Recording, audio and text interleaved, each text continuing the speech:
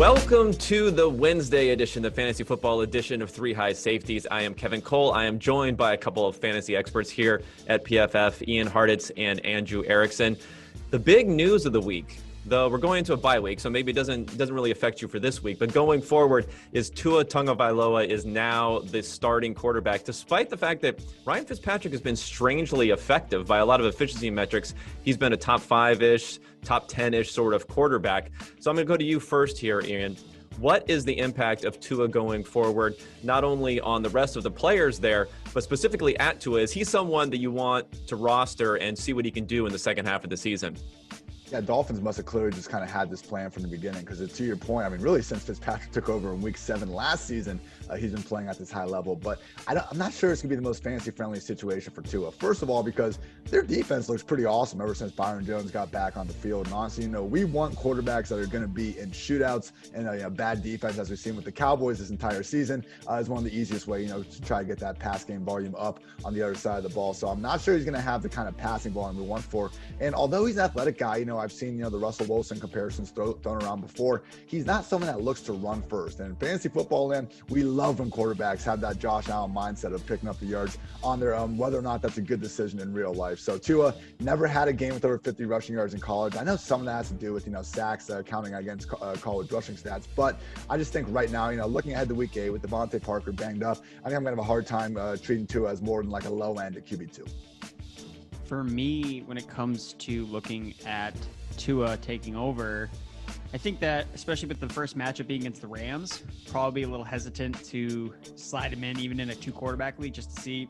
I mean, the Dolphins offensive line has been better this year, but again, Kevin, I think you pointed it out earlier that they're not as bad as they were last year, but they're still not at any sort of elite level where you're going to feel comfortable. All right, yeah, no, Aaron Donald, they'll take care of him. It's not really the case. So, I mean, the matchup after that is against the Cardinals. So I definitely would like that if we see good things from Tua in his first start, then I think that maybe you could have a little bit more confidence. So maybe he's definitely someone you want to stash, obviously, in a 2-quarterback league, but I'd probably be a little bit hesitant, deploying him out there.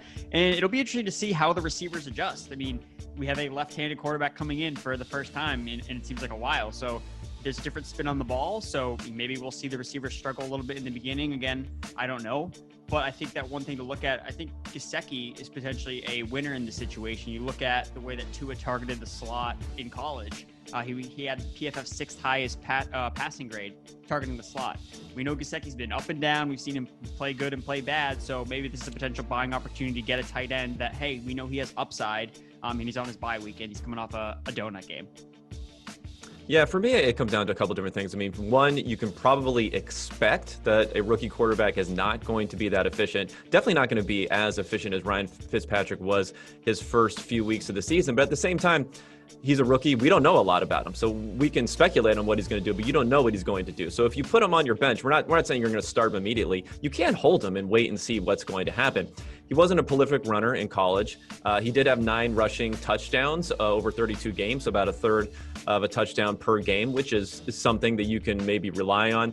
The offensive line, as you mentioned, Andrew, last year it was 32nd, and there was a huge gap between 31st and 32nd. So it was horrific last year. So I think this year when people are saying, hey, the offensive line's not that bad, it's a couple different factors. One, Fitzpatrick has only taken 2 sacks because he gets rid of the ball so quickly, and he scrambles a ton. That's where he's been deriving a lot of his value. It hasn't been through design runs, it's been through scrambles. I think he has the 3rd most scramble yards in the NFL right now. Is Tua going to want to do that, considering the injury history? That's really an open question. So for me, I think he has a lot of potential. He, by a lot of metrics, has been one of the best college quarterbacks, most efficient college quarterbacks that you can see out there. So that potential is there for a Deshaun Watson-ish rookie season, but obviously that's an outlier type of outcome, and you want to hold and see for now. Definitely a hold and see situation. I think we all can agree on that. But some other situations that aren't going to be so hold and see. Some situations I'm talking about being the trade targets that we are trying to get for the second half of the season. Andrew, is there a player that you think has league-winning upside? I absolutely love that word ahead of the second half of the season. Well, league-winning upside, I'd probably point to Antonio Gibson, but he might be a little bit harder to acquire. So I would go with, maybe a little bit lesser a league winner, Joshua Kelly, running back for the Los Angeles Chargers, coming off the bye week. And the last time we saw him, he was getting, outplayed by Justin Jackson. So that's kind of the most recent memory. But remember, Austin Eckler is supposed to come back at some point, and Justin Jackson took over the Austin Eckler role. So Joshua Kelly should still remain in his early down role, and the Chargers have a extremely favorable schedule coming up. They faced one of the second most difficult schedule to start the season, and it's also partially why they've lost so many games. But the fact of the matter is Justin Herbert's played really, really well.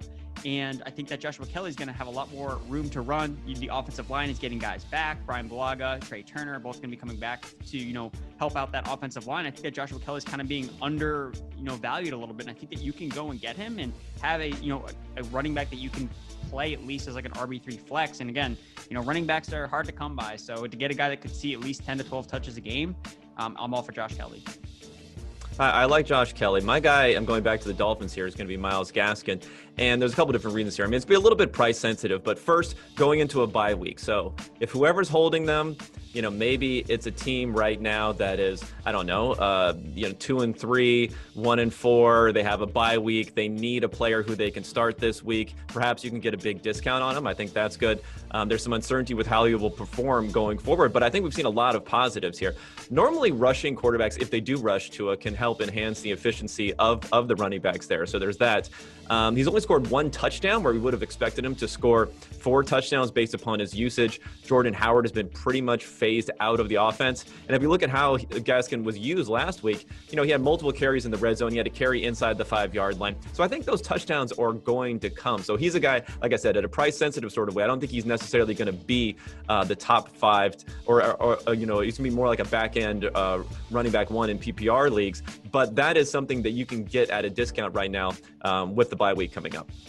Yeah, another guy I'm looking at also as a bye week on the horizon, that is Jonathan Taylor. I understand he's not a buy low guy. I mean, you're going to have to obviously give up a lot to get Jonathan Taylor, but he has not reached his ceiling, and I do think he does possess that league-winning upside. We just all thought it would be here pretty much as early as week 2 after Marlon Mack hit the sideline, but really hasn't been all that bad for Taylor. I understand, some of his advanced metrics haven't painted him as the most efficient tackle breaker and all that, but end of the day, 14-plus touches in every game. He is the PPR RB14 after 6 weeks of action, and you look at the schedule after the bye: Lions, Ravens, Titans, Packers, Titans, Texans, Raiders, Texans. That gets us up to week 16. If Jonathan Taylor starts looking like the guy we saw at Wisconsin all these years, you might be, okay with that Steelers matchup in week 16 in your fantasy championship. So his pass game usage has been even larger than we thought it would be. Jordan Wilkins, he's been banged up, but honestly, he's been a clear number 3 throughout this season anyway. I think the best days are still here to come for Jonathan Taylor. And if you're able to sell someone like a Myles Gaskin, James Robinson, even like a Clyde Edwards-Helaire, that's ranked around Jonathan Taylor right now, maybe you guys sweeten the deal a little bit, but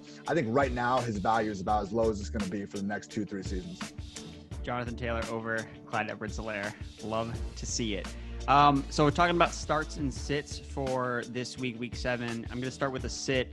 Devin Singletary for the Buffalo Bills. Singletary hasn't played really well over the last 2 weeks, and it comes at a time when, the Bills have struggled on offense. They haven't looked as good as they were in the beginning of the year, and things aren't going to be getting any better for Singletary. We've seen him being involved in the passing game less. He has just 2 targets over the last 2 games, and that was something that was kind of buoying his production.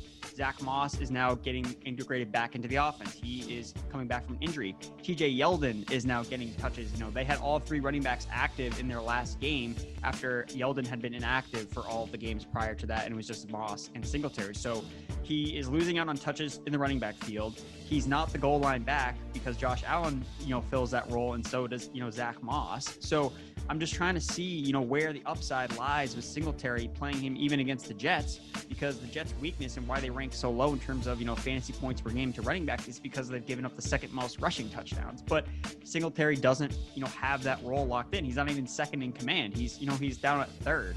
So I just don't see where Singletary has a way where he can just not produce unless he rushes for like 100 yards. And the Jets have a solid run defense. From a yards per carry standpoint, PFF ranks them as the 11th best run defense so far this year. So Singletary, I'm out on this week. I'm going to go ahead and go with Cam Newton as my start. It was a down week for him last week. Wasn't able to find the end zone through the air, had a fumble, and Patriots offense generally just wasn't looking good. Anytime you score fewer than 13 points at home against a banged up Broncos defense, you don't feel too great about it. Still finished as the QB 11 though in Fantasyland because this rushing usage is insane. We wondered if the Patriots, would truly tap into Cam's dual threat talents, and oh my goodness, they have, because right now he's on pace, even with the missing the game, he's on pace for the second most rushing attempts in a season ever by a quarterback, only behind 2019 Lamar Jackson. He's on pace for his 7th most rushing yards, and his 19 rushing touchdown pace would shatter his own previous record of 14. So, we've seen the Eagles, Dolphins, Rams have some moderate success against the 49ers. Nobody's allowed more rushing yards to opposing QBs than the 49ers. I know that's a little bit just dependent on them, playing Kyler Murray and some of these other guys, but either way, not a matchup I'm fearful of, and I think we got to continue to go back to the well with Cam pretty much regardless of the matchup. I'm going to be more inclined to sit Robert Woods in this spot, I think, in most weeks. We've seen this Bears defense really give Sean McVay and especially Jared Goff some trouble over the last few seasons. And look, week 6 was the first time this passing game really had to put their foot on the gas. Normally, when the Rams were able to, just play with a lead and not really have to do too much, they're not asking Jared Goff to throw the ball more than 28, 30 times per game. So, I've read some blurbs and stuff, people referencing the Woods 66-yard touchdown drop. His feet weren't even going to be in bounds. So I think that's a little bit of a stretch to say last week. Either way, last week was the first game of the year that he had more than 9 targets, and he finished last season with 7 straight games with more than targets, with at least 9 targets. So it's a new run-first offense with the Rams, and because of that, Woods and to a lesser extent Cooper Kupp just have lower weekly floors. So in a tougher matchup, I'd be inclined to look elsewhere. Yeah, for me, I'm start with sit first. It's just more of a avoiding speculation, and that's Le'Veon Bell in his first week playing for the Chiefs. I know we saw a huge breakout from the Chiefs running game in total last week, but that was a bit of an anomaly based upon the conditions, based upon how the Bills defense was playing them. And the Broncos defense who they face this week has been pretty good against the run, so I think that can be an issue. And it wouldn't surprise me if the Chiefs tilt back towards being really that passing dominant offense in this matchup. And Clyde Edwards-Helaire was pretty good, so I think that they're probably going to stick with them and maybe ease Le'Veon Bell in as needed. If you look at someone like Darrell Williams, he had an okay game last week, but it was largely based upon 4th and 1, being able to take that touchdown all the way to the house. That's not going to happen every week. And then for a start, I'm going to go back to a guy that people probably off of. If week 1 never happened, I think people would be much more excited about Boston Scott this week coming into it. Yeah, he was a little bit disappointing week 1. He had 9 carries. He had two receptions on 2 targets. But obviously, the Eagles' offense has been a bit of a mess. They're starting to come together. They face the Giants this week, which is hopefully goodness on the horizon there. They can continue to go forward. And, you still have to point back to what he was able to do last week. He was obviously the lead guy after Miles Sanders was out. He was in there a ton in the goal line. They have Corey Clement. We don't know exactly how that workload is going to be split out, but it wouldn't surprise me if Boston Scott has a much more dominating share than he did in week 1. So I think if you have him, this is when you're going to start him. And if you have him and you're not starting him, then what's the point of having him, right? So I say go ahead and start him. Maybe not start him with extreme confidence, but feel good about it this week. You want to get rid of me and get back to more great PFF YouTube content? All you have to do is push that button right there and subscribe. Thanks for watching.